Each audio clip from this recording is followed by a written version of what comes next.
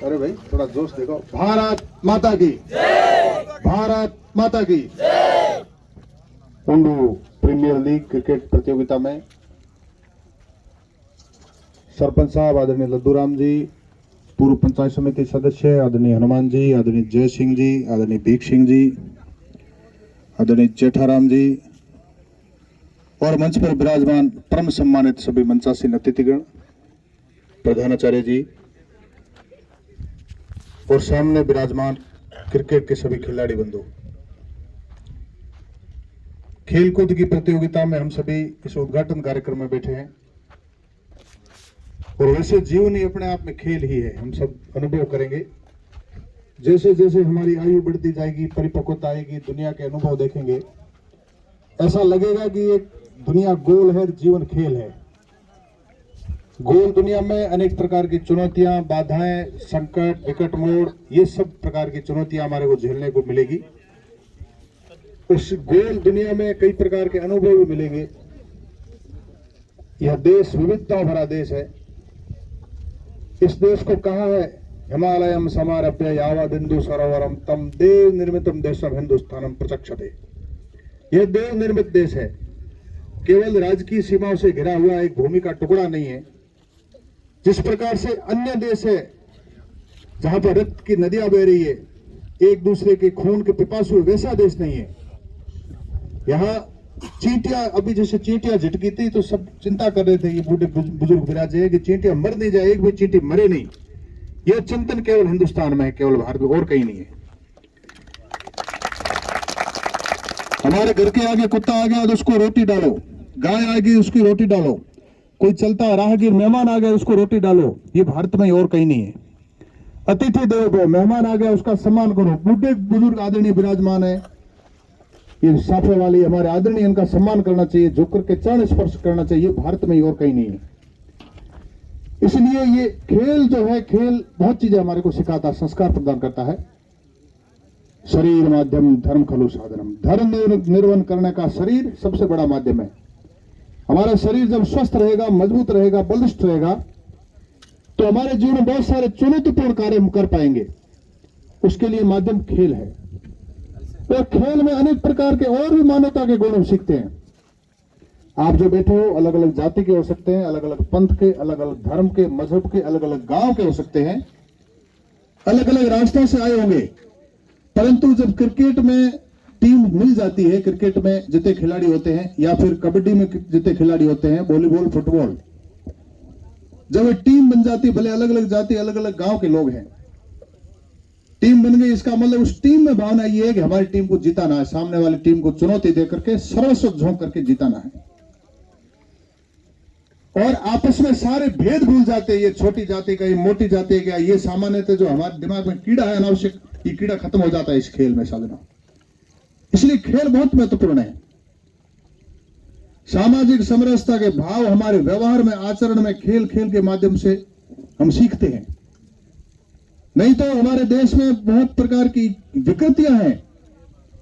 ये बर्तन उसको नहीं देना, उसको वहां बिठाना, इसको ये करना, खेल खेल के माध्यम से सारी चीजें भूल जाते हैं। हम खेल इतने मदमस्त हो जाते हैं कि सारे हम बराबर है, सारे भाई है, किसी प्रकार का भेदभाव नहीं, कोई ऊंचा नहीं, कोई नीचा नहीं। हिंदवा सोदरा सर्वे न हिंदू पतितो भवेत, मम दीक्षा हिंदू रक्षा मम मंत्र समानता। सभी समान है, कोई छोटा नहीं, कोई मोटा नहीं, कोई ऊंचा नहीं, कोई नीचा नहीं, मनुष्य मात्र सब बराबर है। एक नामदेव नाम संत हुए, नामदेव ने पकाई रोटी कुत्ते ने उठाई, पीछे घी का कटोरा ले जा रहा, रूखी सूखी मत खाओ भगवान, थोड़ा घी भी तो लगाओ, तुम्हारी शक्ल क्या बनाई स्वान की, मुझे ओढ़नी ओढ़ाई इंसान की। नामदेव नाम के संत हुए, उन्होंने रोटी पकाई, रोटी पका, भूखे थे, 7 दिन के भूखे थे, रोटी पकाई, इतने में कुत्ता आया, कुत्ते ने उठा कर कुत्ता भाग गया। तो थोड़ा सा घी मांग के, आपके जैसे कहीं से घरों से घी मांग के थोड़ा कटोरी में डाला हुआ था, वो घी कटोरी लेकर के पीछे भागे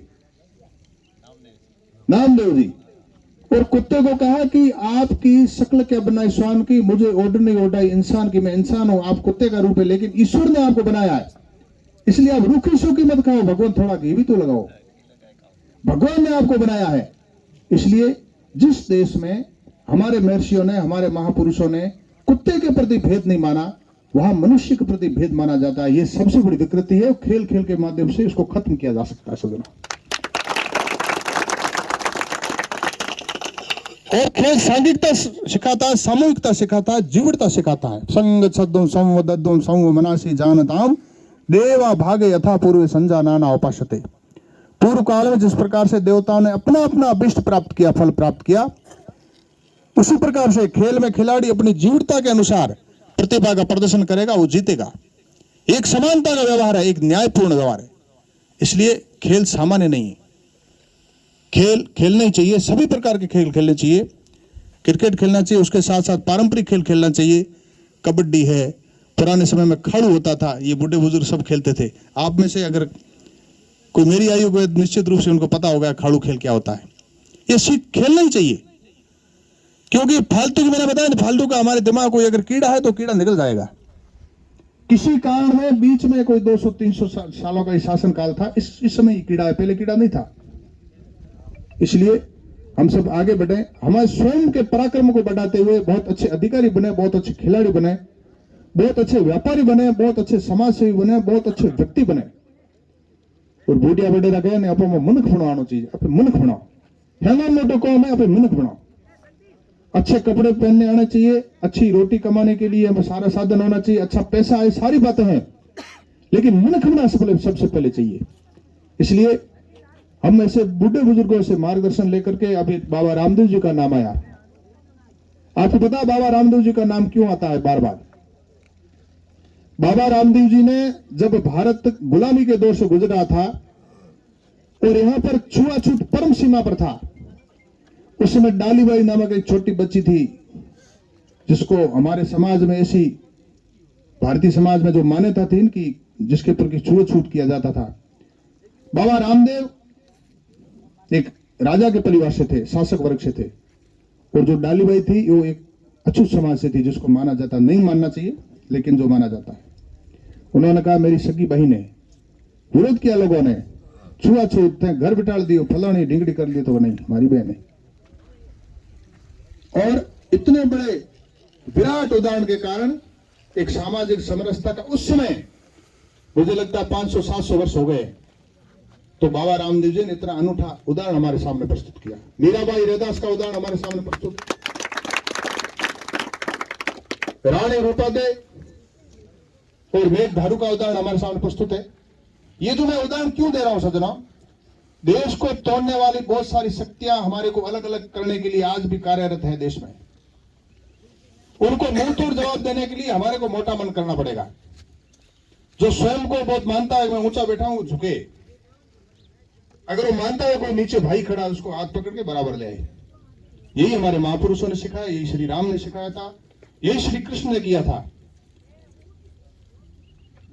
ऐसे बहुत सारे उदाहरण हैं। कर्माबाई ने खिचड़ीला भगवान का कैसे खाया, वो भी हमारे सामने उदाहरण है। तेजा जी ने, जांबा जी ने, बाबू जी ने, पिप्पा जी ने, ये जो महापुरुष ये हुए देश में, इन महापुरुषों ने देश को एक करने का काम किया। देश किसी कारण से विभाजित था, विखंडित था, भेदभाव था, छुआछूत था, ऊंच नीच था। एक बड़ी खाई थी, उस खाई को पाटने का काम किया। इसलिए हमारे को ये बड़ा मन करना ही पड़ेगा। मैं आप सबको कह रहा हूं, किसी को समझ में आए, कड़वी लगे तो लगे। भारत अगर आपको चाहिए कि भारत कभी अमेरिका जैसा देश मजबूत बने, ब्रिटेन जैसा बने,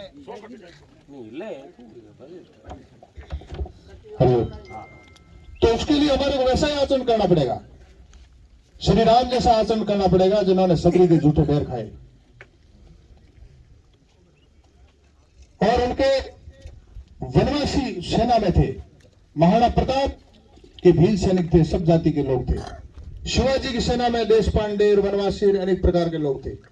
जितने भी महापुरुष है उनकी जीवनियां पढ़ी।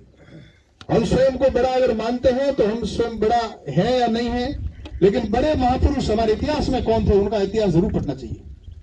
बड़े हैं तो उन्होंने बड़ा मन किया होगा, सबको साथ लेकर के चले हैं, तब वो बड़े बने। इसलिए आप सबको मैं शुभकामनाएं देने के साथ साथ एक निवेदन भी करता हूं, बड़े बनने के लिए बड़ा मन चाहिए, विराट हृदय चाहिए, विशाल हृदय चाहिए। विशाल हृदय लेकर के चलेंगे, आपका कारवा बनता चला जाएगा। कदम निरंतर चलते जिनके श्रम जिनका अविराम है, विजय सुनिश्चित होती जिनकी घोषित यह परिणाम है। ये परिणाम घोषित है, उनकी विजय सुनिश्चित होती ही जिनका कदम निरंतर चलता है, जो कभी रुकता नहीं, कभी झुकता नहीं, कभी थकता नहीं, निरंतर आगे चलता रहता है। कदम बढ़ाए बढ़ते दाए, देश घर पर चढ़ते जाए, मंगलमय रचना विकसाएं, पांच जन्य की प्रखर गर्जना, गूंज रही है दसों दिशाएं, गूंज रही है दसों दिशाएं। ऐसे दसों दिशाओं में आप गुंजायमान होते रहेंगे। विशाल हृदय होगा, सभी को साथ लेकर के चलेंगे।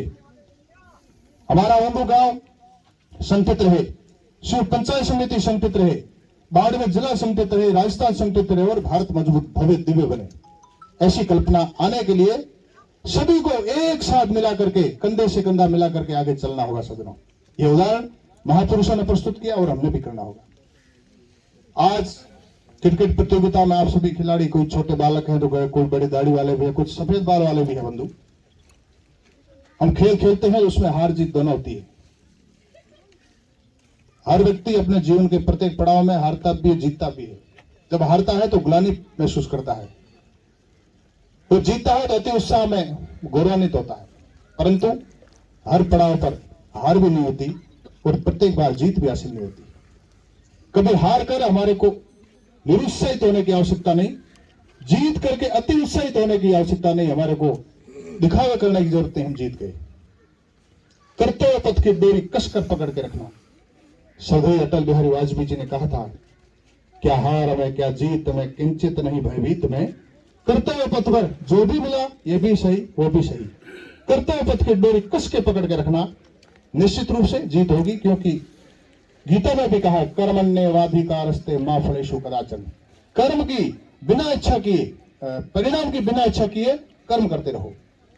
आपका बल्ला बोलेगा, चक्के चौके छक्के लगेंगे तो लोग तालियां बजाएंगे तो आपको यहां पर इनाम भी मिलेगा, गोल्ड मेडल भी मिलेगा। इसलिए कर्म पथ की डोरी पकड़ के रखना, सबको साथ लेकर के चला, विराट हृदय लेकर के, व्यापक विचार लेकर के निरंतर चलते रहना, विजय निश्चित होगी। सभी को साथ लेकर चलें, सभी को शुभकामनाएं। अच्छे व्यक्ति बने, अच्छे अधिकारी बने, अच्छे व्यापारी बने, अच्छे समाज सेवी बने और अच्छे मिनट बने। जय हिंद, जय भारत।